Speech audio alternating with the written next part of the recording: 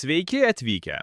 Šiame vaizdo įraše susipažinsime su šiuolaikiškais ir patogiais mokėjimo būdais, kuriais galite naudotis tiek parduotuvėse, tiek internetu.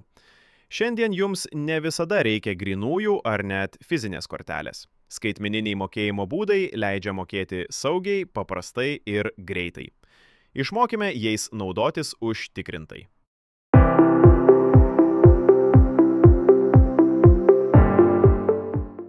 Dauguma šiuolaikinių debeto ir kredito kortelių turi bekontaktį lustą.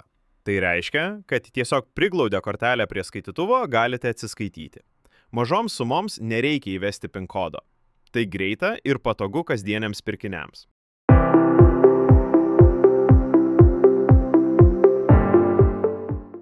Elektroninės piniginės – tai programėlės, kurios jūsų kortelės informaciją saugo skaitmeniniu būdu jūsų telefone.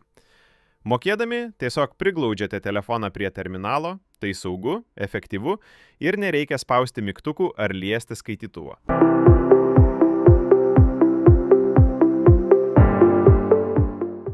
Perkant internetu, pasirinkite tokias parinktis kaip apmokėti kortele arba apmokėti per PayPal.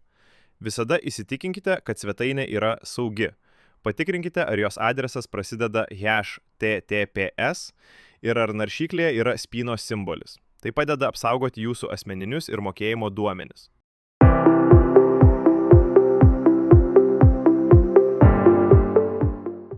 Bekontaktės korteles ir elektroninės piniginės galite naudoti parduotuvėse, turguose, vaistinėse, autobusuose, taip pat mokėdami už komunalinės paslaugas ar aukodami internetu.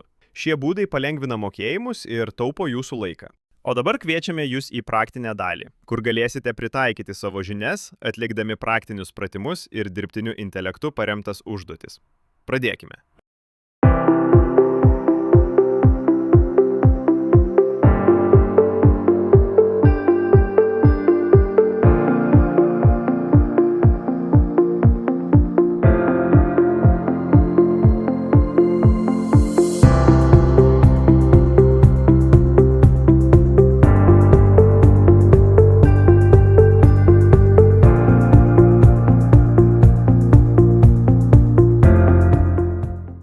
Šis užsiėmimas baigtas.